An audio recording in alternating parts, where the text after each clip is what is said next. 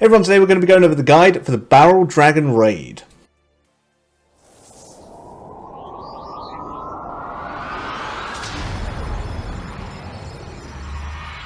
So, first of all, I haven't put out a video for the Riser Raid, and it's not likely that I'm going to be able to. I have, in the last couple of weeks, been studying for an exam, which I've taken and passed, thankfully, and I'm about to basically go on a 1-month holiday to the Philippines, so as that might imply, there's probably not going to be any videos for like the next month. Now, when the new set of cards does get released at the beginning of April, I do want to do a video on it, but it's not going to come out until probably 2 to 3 weeks after it actually comes out. So there is going to be a delay on videos, there is going to be no videos for a month. Alright, now that that's out of the way, let's get into the deck. So, to be honest, your ace can be whatever monster you have that does the most damage to the boss. For me, that is Stardust because it serves a number of purposes. It's 2,500 attack. With its skill, it buffs all of my allies' monsters, including itself, by 1,000. So overall, that is, what, 6,500 damage in the boss phase times 2. Not only that, but it has reincarnation, so it can come back to my hand if I need to use it early. And it can also help with other monsters getting over, like, you know, the raid monsters in the raid. So, very useful. Stardust is great. Black Rose Dragon is also good. Hey, if you just have a Red Dragon Archfiend with a ton of boss busters equipped to it, that is also good. Basically, anything that does a crap ton of damage to the boss is good. So, the main thing with this boss is you have to take out 3 of its shields and it will go to its weak point. So naturally you're going to want to have in a bunch of anti-shield monsters in, and there are also objects that you need to contend with, so you're going to want to have in some anti-object monsters with. So first of all, you're going to want to include all the monsters that I put up on screen here. These are all the monsters that gain additional anti-shield buffs against the boss. I've got all of them in except Ojama King, because Ojama King is an ultra rare that I still have not pulled from a pack in over 6 months now. I do have in 7th Road Magician with 3 slots, and that does gain, which is quite nice because it gains 6 in total. I don't have too many slots on my super rares. I do actually have at least 2 on each, which is quite nice. But really, you know, I think even if you just have a bunch of rares with at least a decent amount of slots, at least like maybe 2 slots, you should do fine on this. The level 15 raid I'm going to show you later actually came quite close, but that was because I had a series of really unlucky draws, and you'll see in the raid. But I've also done the raid with all bots, and we managed to do it by turn 5 with this deck. So there is a lot of room for leeway if you don't have all of, you know, the slots that you're seeing here. Just try and have in as many slots as possible, have in as many anti-shields, as many anti-objects as possible. So you want to have in all those. I have in Trickster Holy Angel as well with its SP reincarnation. This is relatively helpful. It's not absolutely necessary, but it is relatively helpful because it's only going to do 3 damage to the object. However, just having it means that any monster I have in my hand, so say I have Trickster Holy Angel and I don't have any other anti-object monsters and I'm just constantly drawing anti-shield monsters, Trickster Holy Angel essentially turns that monster into an anti-object monster by sacrificing it for herself. And then she comes back to your hand and then you can use her again. So she's quite good. If you don't have 3 slots in her though, I probably wouldn't recommend her. If you don't have 3 slots, I would just replace her with another anti-object monster you have, preferably one that is over level 2, and with as many slots as possible. I've already spoken about 7th Road, and I think one of the key things to focus on for this boss is the boss does not like level 2 or lower monsters, and he tends to bounce level 2 or lower monsters back to your hand. So ideally, when you're putting in your anti-shield, anti-object monsters, you want to have in as many of them as possible that is over level 2. And if it is level 2 or under, then you want to try and include the ones that have in anti-bounce, which I have for my Quillbolt, I have for my Ojama Black here. If they're over level 2, they should be okay. They should get past a lot of the boss's skills. At level 15, the raid monsters are quite strong. So as you can see, I have put a couple of these with sort of attack bonuses to get over those raid monsters. Worst comes to worst, I can just use Stardust and to get over them, and then it will come back to my hand. But just be wary that like some of the raid monsters are going to be quite tough to get over. So apart from that, I do have in Dark Resonator, which is for either Seventh Road or Stardust. One of the things of this raid is you get back resources. So resources are actually never too much of an issue in this raid. I do have one of them to help out, but you should be able to get out Seventh Road Stardust pretty easily and not expend too many resources. So in terms of the composition of anti-shield to anti-object, I have 11 anti-shield monsters and 6 anti-object monsters in this deck. You can adjust that slightly depending on what you feel you need or what you're maybe lacking in a bit. I found that that ratio generally gives me about the right amount for my draws, but there are some games that I do get where I just draw my anti-objects or I just draw all my anti-shields, one of which you're going to see in a minute. The only spell card I have in is Twin Swords of Flashing Light, which basically gives one of your monsters anti-raid monster.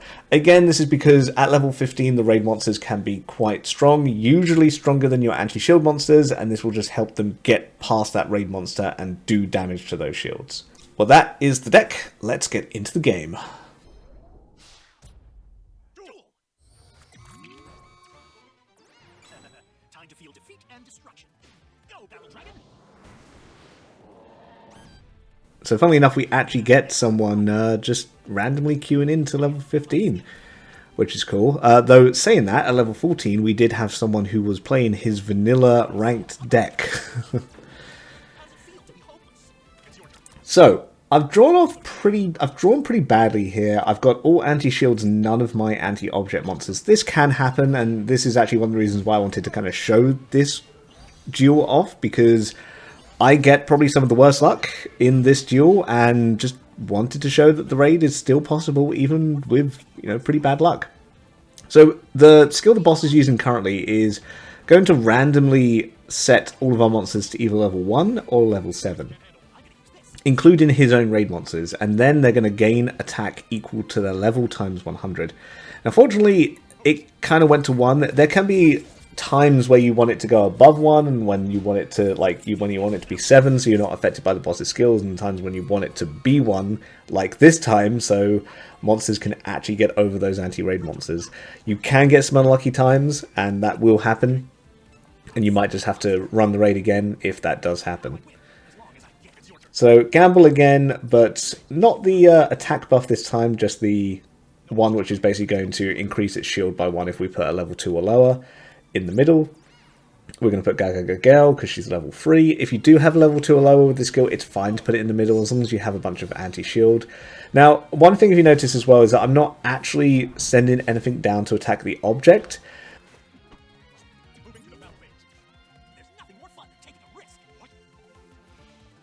This is kind of what I meant by being a bit unlucky. I'm not drawing any anti-object cards at the moment, and kind of sending one of my anti-shield cards down is kind of going to be a bit of a waste. Once it does get a bit lower, I probably will send one down, but yeah, it's just a bit of a waste if you don't have an anti-object.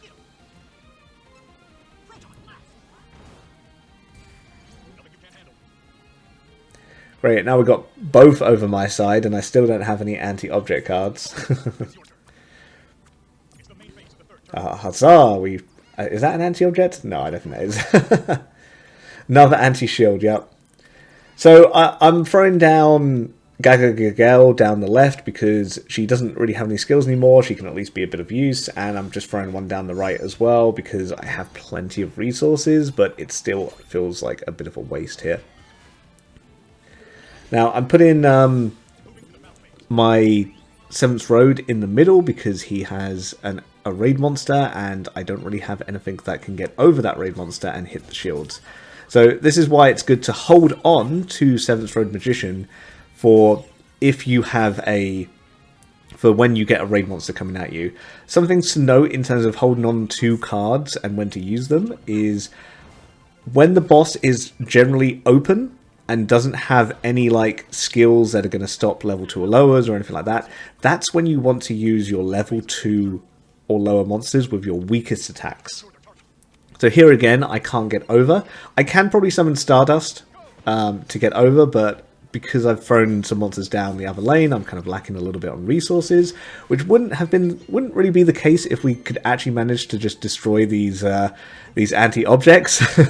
This whole raid would be going a lot more easier if we could actually destroy these objects here.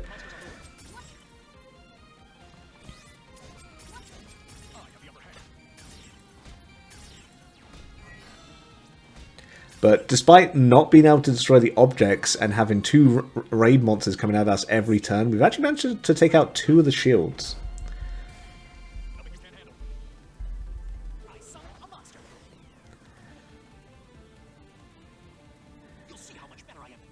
Now you can imagine the shields on the front and behind are definitely going to be the 2 toughest shields to take out, because there are raid monsters coming from those directions most of the time. So now we've finally gotten an anti-object card, and it looks like we're going to be able to take out both of the objects this turn, which should mean we don't get any raid monsters next turn, and hopefully allow us to attack the shields. So it is the objects that do spawn the raid monsters. Oh no! Looks like we're only going to get to take out 1. It is the objects that do spawn the raid monsters, so if you do take them out, you do get a small reprieve, and that really is going to be key to taking out those shields in the front and the back. Otherwise, they can be just really annoying to take out.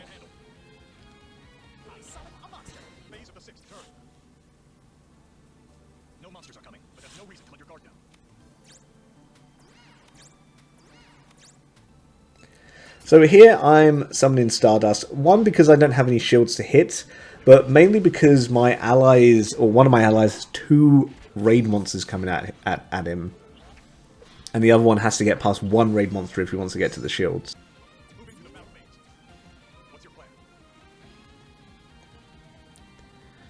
And then Stardust also just helps at doing some damage to the boss, so that when we get him down into his final phase, we can finish him off for good.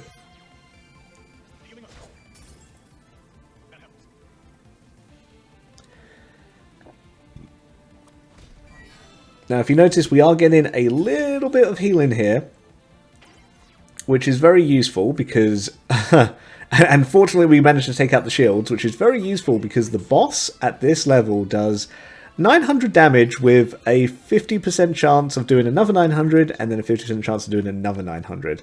So this is one of the things where you can actually get unlucky on this raid, in that you can get the boss just doing a ton of damage to you every turn, potentially. But despite all of these setbacks, we actually managed to take out 3 of the shields, and are now going to take down the boss. As one of the reasons why I kind of wanted to show this one, this one was one of the raids that just went one of the worst it could possibly have gone, and we still managed to pull it off on turn 7. It also kind of shows that you don't really need any assist heal monsters. Just your normal monsters reaching the end and healing you for 500 is good enough. And there you have it. Let me know if this helped in the comments below. Let me know if you have any questions. Thank you very much for watching. Subscribe to the channel for more cross-shield content, and I will see you on the ladder in about a month.